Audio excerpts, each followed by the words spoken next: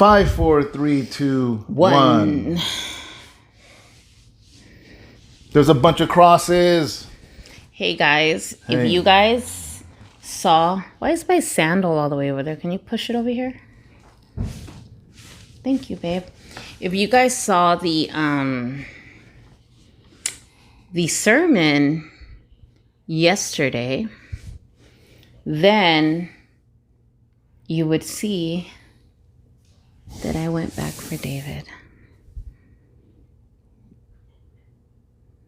I went back for you, babe. And if you didn't see it, you have no idea what we're talking about. Because I love you. It's all shaved. Does it feel smooth? Yeah, I feel smooth. Like a baby's behind. So, today is Sunday night for us. Yeah. Monday morning for you guys. It was an amazing service. We were so blessed. I can't wait to tell you guys all about it. Go ahead. No, go ahead. Well, I'll talk about the closer one. Okay. Merced one, and you talk about the other one. Okay, go. So, Brother Alex Alves from Merced, who you guys see on here all the time, visited us for the first time. He walks up with a mask on, and I'm like, who's this? And it's me, Alex. And he takes his mask off real quick.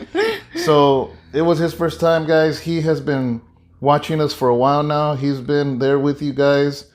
So now he joins the ranks of a viewer like Phyllis and Sheila.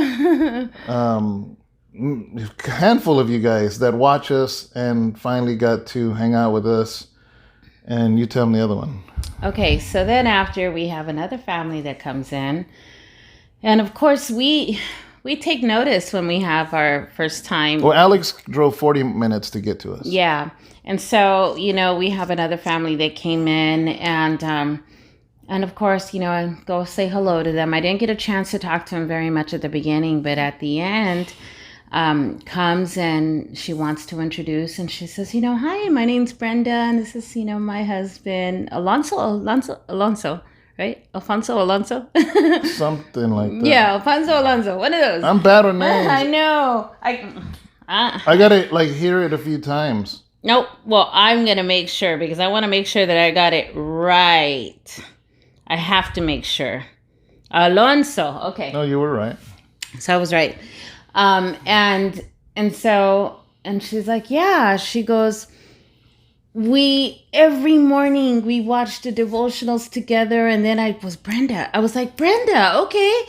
So, cause we only have one Brenda that comments, and stuff. And I was like, wow. And she says, we had to be here and we drove all the way from Orange County. At that moment, I was just speechless. Orange County is like where Disneyland is at. And if you Santa Ana. If you aren't from California, that's a good 7-8 hours? No, not that far. No, 7 because hours. They went to Modesto, not Stockton. Oh, well, yeah, less 1 hour though. 6 hours. Yeah.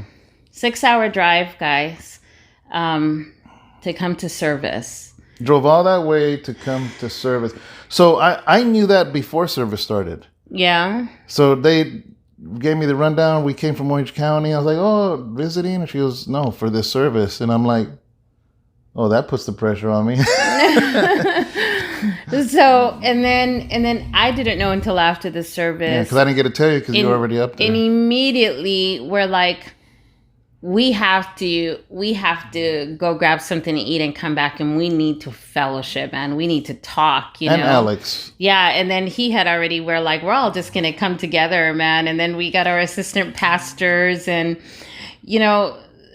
I've told you guys many times, we said, if you come visit us at the church, we're going to break bread after. Man, we ended up putting the tables kind of, and we just fellowshipped and we broke bread together and just cracked up and laughed. And, I get so overwhelmed, you guys. Like, it's going to make me cry because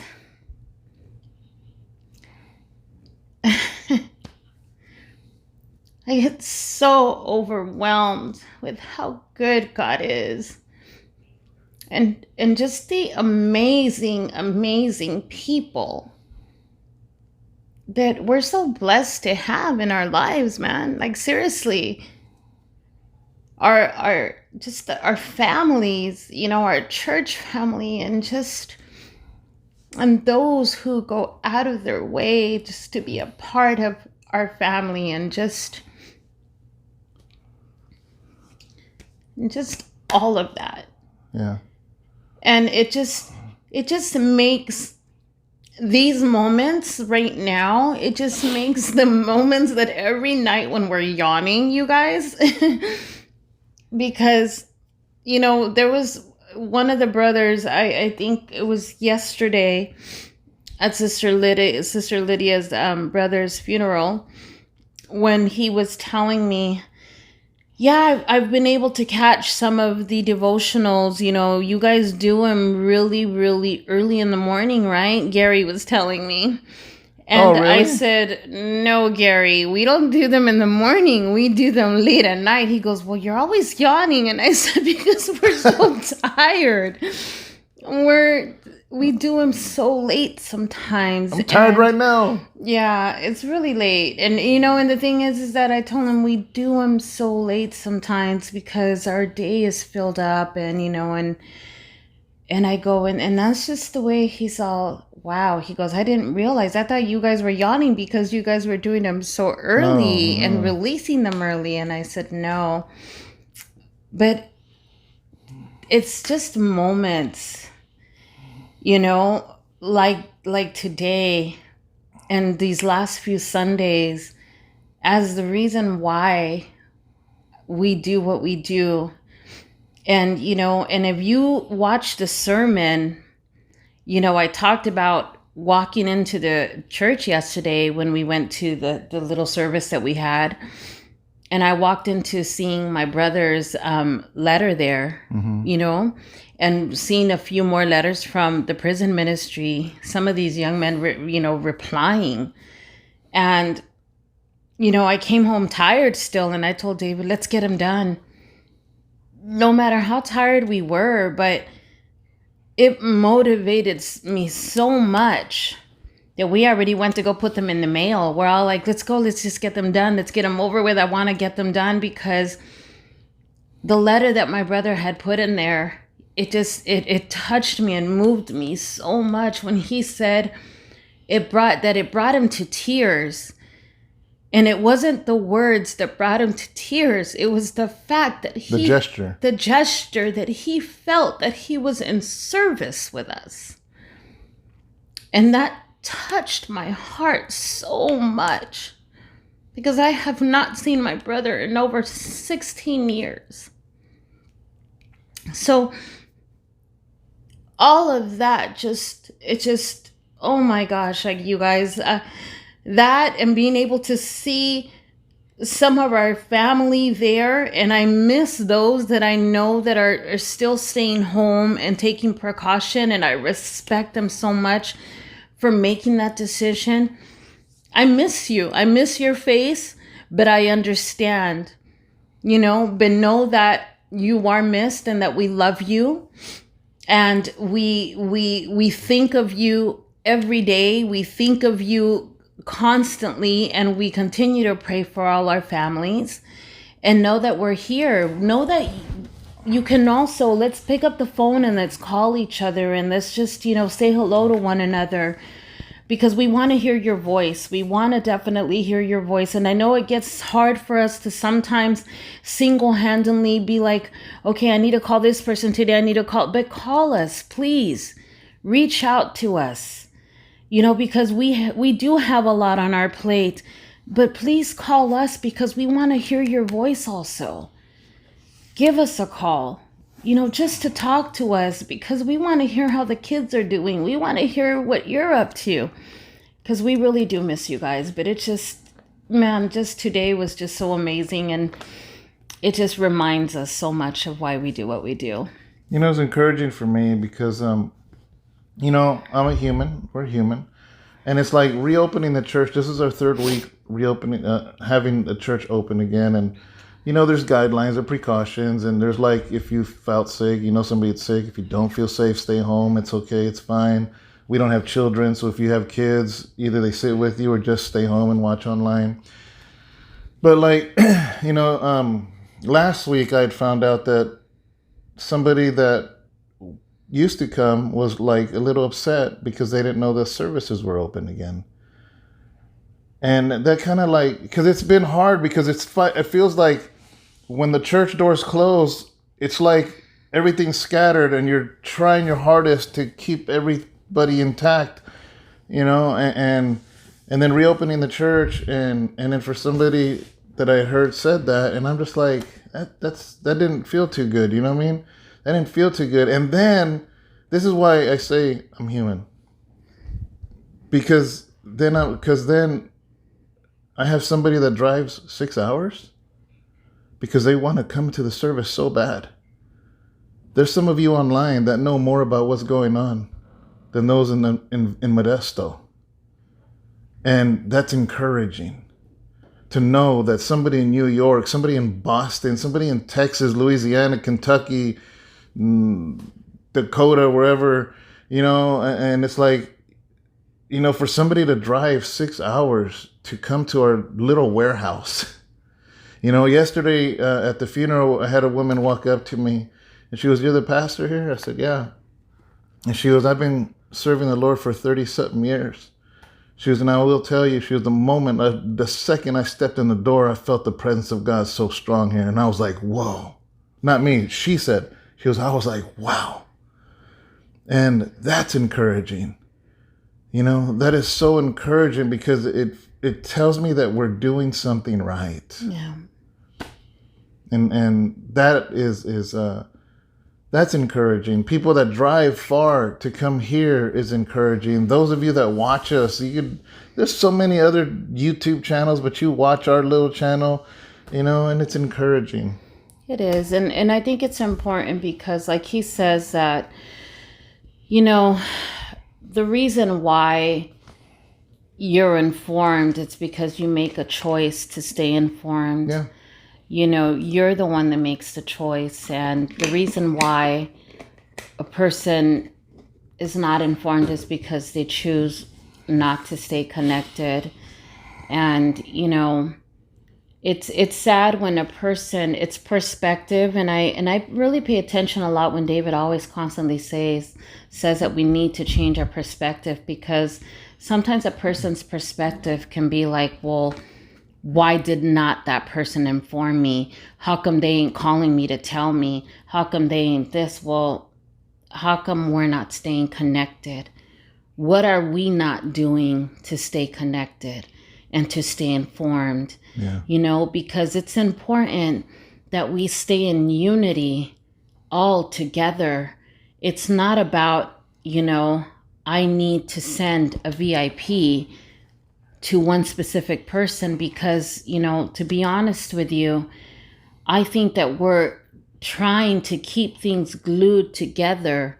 We're doing everything possible to keep things glued, to keep things aligned, to keep things in balance, so that we can be able to have this foundation for everybody and keep everybody together.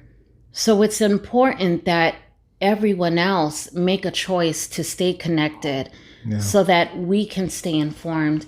And that's the choice that many of you make. And we got to change our perspective in those areas where we say, you know what, let me stay connected so that I can stay informed. And let me see where I can be utilized. Let me see what I can do to help in that area. And I think, like I said earlier, if you watch the sermon as well, let your yeses be yeses, your noes be noes. And if you can't, don't feel obligated. Do things out of the love for Christ, because you know that you can do them, and because you want to.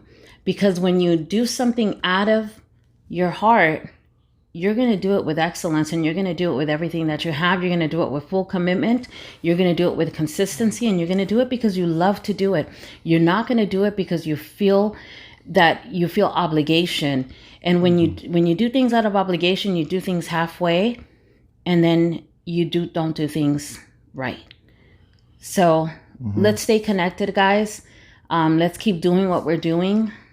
And man, this is just the beginning. You know, I always say that the best is yet to come.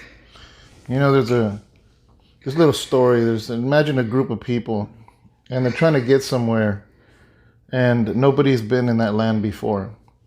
So they're traveling through together, and they come across a huge river. The river's too deep to walk through, and they're like, what do we do? So they decide, let's build a bridge. And we're going to build a bridge to get to the other side so we can get our families, so we can get everybody across. You know, and people start working. Some people start cutting wood. Some people start measuring things. Some people start doing this and that, whatever it takes to build this bridge so we can get over to the other side. Well, unfortunately, anytime you have a situation like that, there's those that are helping build. There's those that are helping build complaining the whole time. And then there's those that are just sitting along the river complaining about everything that everybody's doing wrong, but not lifting a hand. And then finally, when the bridge gets built, everybody crosses over. And the one that didn't lift a finger says, wow, we got across. See, we came across a great river in the pandemic, and the doors were told to shut. And all of us were here looking at this great gulf and saying, how are we going to get to the other side? And we said, we're going to get a Zoom account. We're going to get a better camera. We're going to get a text message thing going. We're going to do this message thing. We're going to figure out these ways. But now that the doors are open, when somebody says, man, we did it, we got across. Oh, I know who helped, and I know who didn't. And the one that didn't, how dare they complain? But the thing is this, guys, you guys were helping build this bridge, and we got across it. And we got over to the other side. You know how many times that we would be working on the church and somebody would come by and drop off tacos or drop off a case of water, or Jennifer would come and bring pizza. See, that's what I'm talking about. Or I would get a PayPal notification because somebody would know that we were building something. They said, hey, here's $50. I already know how it is at Home Depot. And sure enough, and that's like, man, somebody sent $50, babe, and we already got everything. Or one of the sisters would say, I'll meet you guys at Home Depot. Yeah, so here's $50, and I would be like, well, we already got everything. And sure enough, an hour later, the brother Tomas or brother Joe or somebody would be like, hey man, we need to go back for wood. And we'll go back and it'd be $50. Exactly what the person sent. So these are people that helped build the bridge. Or one of the sisters coming by to be like, let me help you clean. Let me help you, let me help you get ready for something. And it's just, we're so appreciative of everybody. And it's like, you have no idea, right? Because like the Christies, the Tremels, people that live far from us, the Adams, Sheila. Yeah, that. Oh my gosh. You're like, man, I wish I could have been there, but you're getting out of the screen, man. Here's the thing is that you're like, you think you didn't do nothing, but you have no idea what you did do with your comments and with your posts. There are days that your comments let us know to keep going and to keep pushing. Encouraged us so much. You have no idea. Your word of encouragement, just your words of love and your prayers. Your prayers just, man, they were definitely felt and are still felt. And just today, just hearing, Sister Brenda say, seeing you guys on YouTube and just being here with you guys, you're no different And that's what I love. Oh, she told you that? And I just, and I'm like, I'm so pleased to hear that, because I never want to be I don't want to be anything different. I act stuck up in person. No, you don't. Because I think if anything, we're goofier in person, and here's the weird thing. And I'm not this guy. I'm starting to actually see it more and more, because our assistant pastors, Lydia and Al, they're older than us. They're very seasoned in the Lord, and they will make you crack up. They are something else. And people now tell me all the time, you guys are like a young version of them. And the more I just hang around with them constantly, I call them Mama and Papa, because they're my spiritual Mama and Papa. The more I hang around with them, I'm like, oh my God, I'm starting to see it. Because I think that's why we get along so good with him, because he's just like that quiet, that he's kind of like that quiet and dry humor type of person like you. And I'm just like, oh my God, you laugh at his weird jokes and they're kind of weird. And then Mama's very assertive, and that's me. And I'm just like very outspoken. And I'm like, oh my God, Lord, what are you doing? But I kind of just see myself a lot in them. And I just praise God for them, because we have some amazing leaders. And I'm thankful that the Lord has placed such a great example Amen. For us, But I know that David has an amazing scripture to share today. 21 minutes later. It was good stuff, guys. And good stuff. And I don't want to be here for a 45-minute video. It's late, But I'm going to summarize what I wanted to talk about. I do want to read a couple scriptures. I wanted to take longer originally, but I ain't going to do no hour video, guys, because the rendering, and then it renders so late that I forget to post it. So I wanted to talk about the prophet Nehemiah, and maybe we'll talk about it deeper in another day. So today I kind of want to give an overview. Yeah, let's do that, because it deserves So let's give the overview today, and then tomorrow we'll talk about it. Yeah. So we're going to go into some of the details, but I'm not reading anything. But Nehemiah, he's a prophet. And he was a prophet at a time where another kingdom came and basically took over Israel. And not only took over Israel, but took a lot of it'd be like modern day now, somebody coming and taking our doctors or scientists or, people that were useful to that. So they came and took all the useful people, and Nehemiah was somebody that became a cupbearer for the king. He was in the palace of this foreign king. And he missed Jerusalem. He missed the city. I mean, there was hundreds of miles away. But not, like I said, not everybody was taken. Some of the Jews were left in Jerusalem. Some of them, because somebody had to operate the city. The city had to still stay functioning, And Nehemiah's there, and what happened was 2 friends came to visit him. Actually, I am going to read a scripture.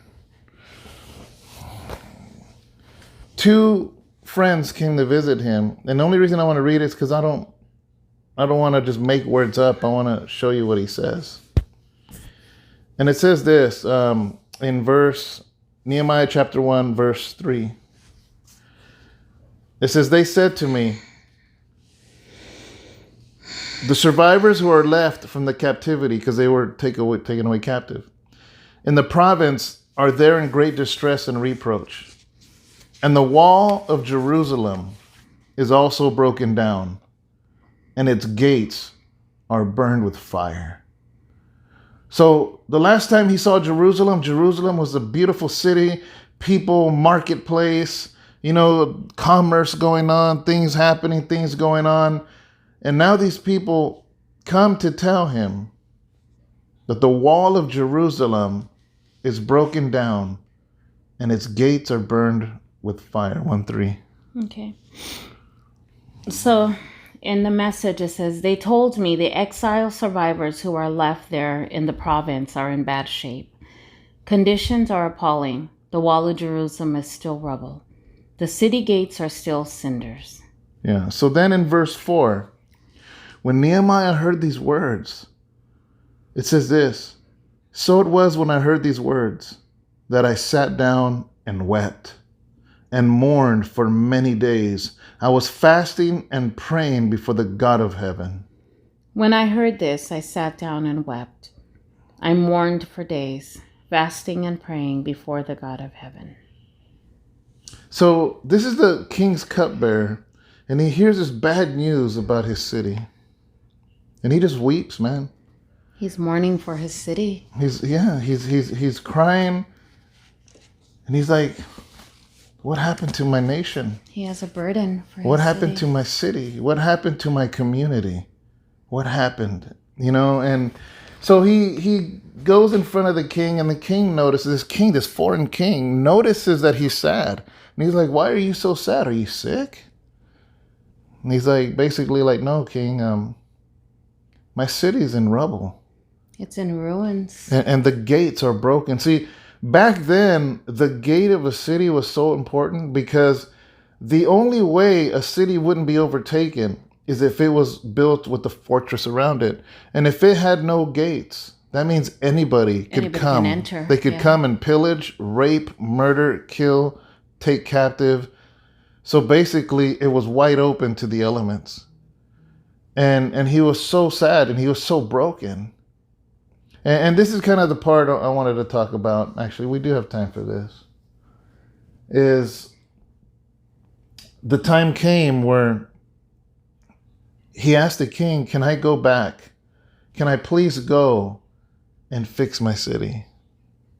And the king let him. Like, he had the favor of God on him so much that this foreign king allowed him and gave him permission with a signed, Decree or something. Decree from the king, because when you got that, nobody can say anything to you. Yeah. And he goes to Jerusalem. It's like he was an essential worker. Yeah, With the paper, you know how they made you carry those papers for a little bit. And he goes to Jerusalem and he sees it completely in rubble, completely burned. And I feel like in modern day, if it was now, he would go to a city and see all the stores boarded up. Sound familiar? And you go and there's places of business that are no longer going to exist anymore. You go down the street and see Chuck E. Cheese trying to stay open selling $5 pizzas. You see, there's a story about this lady, she sold Mexican bread and this person, this teacher, remember you the one that told me? Say that story. You'll say it better than me. Yeah. My cousin is a teacher in SoCal, and he went to go buy like a lot of pan dulce at a little Sweet bread. panenderia. Yeah. And it's a sweet bread place. Like they call it panenderias. And when he went in, he bought a large amount. And she started crying, guys. The lady that owned the place. Yeah. Right? She started crying because nobody had went in to buy in quite some time. Months. Yeah. In the 2 months, it was very, very low in business. And he went and just started circulating because he's very big on Chicano studies. He's a teacher, history teacher. So he began just sharing her business on social media, and her business began to pick up. People started going over there and started buying pan dulce and everything, but it was just heartbreaking. Yeah, so I can relate to Nehemiah. I can relate, and so many things closed, so many things never opening again. We just came from the bank right now. We went to the bank, and it was boarded up. The ATMs were boarded up. We went to another bank. It was boarded up, but one ATM was open. And it's just like, what is going on? You know what I mean? And it's heartbreaking. And so, like, at different times in your life, when you read different books of the Bible, it comes to life. And Nehemiah begins to weep for the city. And this is the part that's beautiful, is he gets the people together.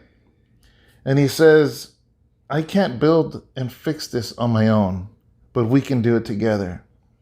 But there was enemies of Israel that were nearby, and they began to threaten because they didn't want Jerusalem fortified. They didn't want them together, you know, and there's people that don't want our nation together, that they don't want our city together. They just because there was a rumor on Friday that Stockton was going to have such a violent protest. Like, there was a flyer going around that said, bring your anger and bring your rage. And all the businesses were shutting down and boarding up because of fear. It's just at the whiff of something, everybody fears and shuts down. You know what happens to the economy when things shut down? You know, and it's like, so Nehemiah gets the people together, and you got these threats going on, and he says, listen, man, we got to rebuild our city. We have to rebuild our city. Even if it takes having a tool in one hand and a weapon in the other, we are going to rebuild this city. And that's what it came to. That's the point that it got to at that time. But I see so many similarities, so many things going through my mind, so many things going in my heart, you know what I mean? Because as Christians, what do we do to rebuild our cities? What are we doing? Because if Nehemiah was in a place where they said, we got to get our family. This is what's crazy, is they said, and Nehemiah says, I want families to rebuild certain parts of the wall. He goes, so your family, you, your wife, your kids, you build this part of the wall. Your family. He goes, this is why. He goes, because if I put you with your families, then you will protect the city because you will protect your family. Yeah. So every man that was working had their families right there with them, protecting the city. Because how much incentive is that? Yeah. To say, I'm not building this wall. Yeah, I'm building it for Jerusalem. But in actuality, I'm building it for them. Yeah. And I say the same thing as Christians here in America.